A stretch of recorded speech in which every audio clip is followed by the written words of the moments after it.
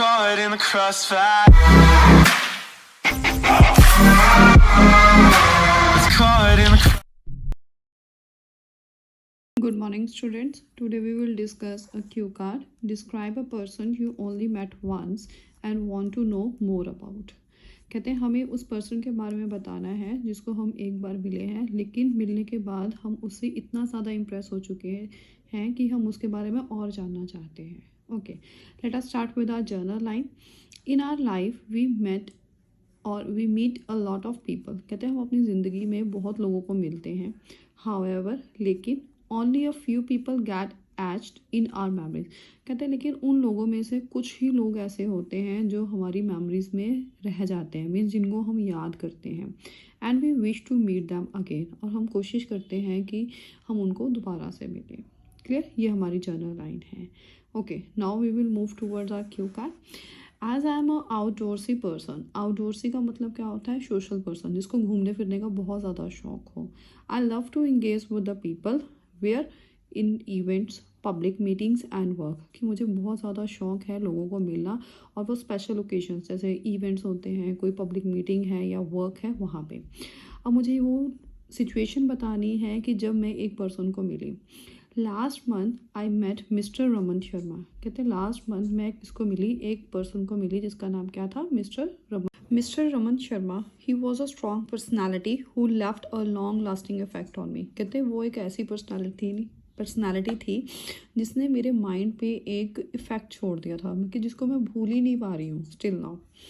Okay, on my way to aunt's house. कहते हैं ये कब की बात है कि जब लास्ट मंथ मैं अपने आंट के घर जा रही थी. And it was a long journey, बहुत लंबा सफ़र था, because I have to travel from Patiala to Chandigarh. A person seated next to me. कहते हैं जो रमन शर्मा था वो पर्सन था जो मेरे बिल्कुल साइड पे बैठा था. And he was working on the files, और वो कुछ काम कर रहे थे फाइल्स के ऊपर. And I was getting bore. मैं बोर हो रही थी just because of the long journey. So to kill my boredom I thought of talking to him. तो मुझे बोर हो रही थी तो मैंने सोचा कि मैं उससे बातें करनी शुरू कर दूँ. And I asked him that may I help you in his work, कि मैं क्या आपके उसमें हेल्प कर सकती हूँ. So he gave me some documents to find the grammatical errors. उसने क्या किया, मुझे अपने कुछ डॉक्यूमेंट्स दे दिए, पेपर दे दिए, और मुझे कहा कि आप इसमें से ग्रामेटिकल एरर्स को फाइंड आउट करो. वाइल सॉर्टिंग, जब मैं उसको देख रही थी, उसको सेपरेट आउट कर रही थी, I found that it was like a book. मुझे लगा कि वो एक बुक है, and that he has to publish, और जो कि अब पब्लिश होने वाली थी. So I read from start and finish. Start and finish is a phrase, मतलब मैंने शुरू से लेके एंड तक उसको पढ़ा. To mark the areas for improvement, means मैंने एरर्स को फाइंड आउट किया कि जहाँ जहाँ मुझे वहाँ पे चेंजेस चाहिए थी, या मुझे लग रहा था कि कोई ग्रामेटिकल एरर है, मैंने उस चीज़ को वहाँ पे फाइंड आउट किया. I must say that story was a thought provoking का मतलब इंटरेस्टिंग स्टोरी. जब मैंने उसको रीड आउट किया तो मुझे वो स्टोरी बहुत ही ज़्यादा इंटरेस्टिंग लगी. As he was a author, वो क्या थे? ऑथर थे. And it was his first book, वो उनकी पहली बुक थी जो कि पब्लिश होनी थी. So from that we started to talk more. और फिर हमने और बात करनी शुरू कर दी. ये नहीं था कि अकेला हम उनके बारे में बात कर रहे थे. We were not only talking about his believes, कि ऐसा नहीं कि हम उनके बारे में बात कर रहे थे, but of my interest also, मेरे बारे में भी बात हो रही थी. वो मुझसे पूछ रहे थे कि आपको क्या पसंद है, क्या नहीं पसंद. And it was a best conversation I had in my life. और मुझे ऐसा लग रहा था कि ऐसी कन्वर्सेशन मैंने पहले कभी नहीं की, क्योंकि मुझे एक मौका मिल रहा था अपने थॉट्स एंड आइडियाज़ को डिस्कस करने के लिए, शेयर करने के लिए. Beside writing he is a travel freak. Travel freak का मतलब क्या होता है?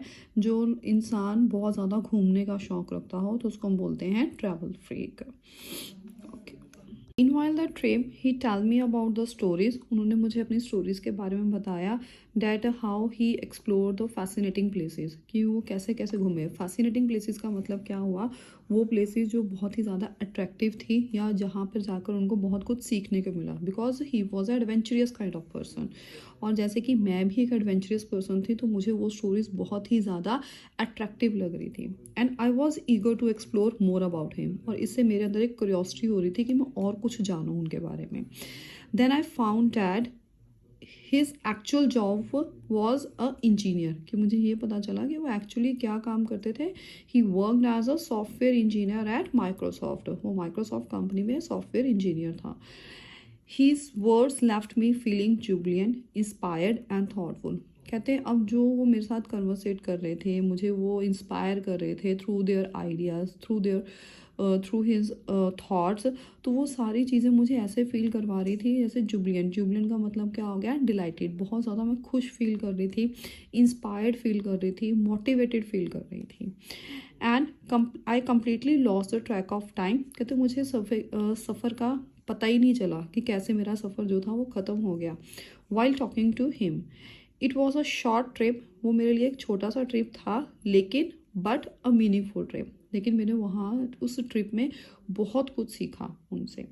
ऑल इन ऑल, ये भी एक फ्रेज़ है जो हम यूज़ करते हैं for the conclusion of Q card.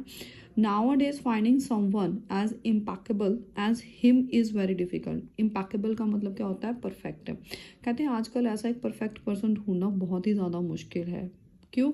वो एक अच्छे ऑथर भी थे, राइटर भी थे, विद दिस एडवेंचरस पर्सन भी थे, और वो वर्क कर रहे थे as a software engineer.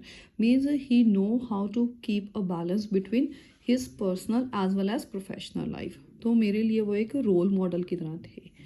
Planning to call him this weekend. कहते मैं सोच रही हूँ कि मैं अब इस वीकेंड उनको कॉल करूँ, just to find more about his achievement, ताकि मैं उनको मिलूँ और उनके बारे में और कुछ जानूँ.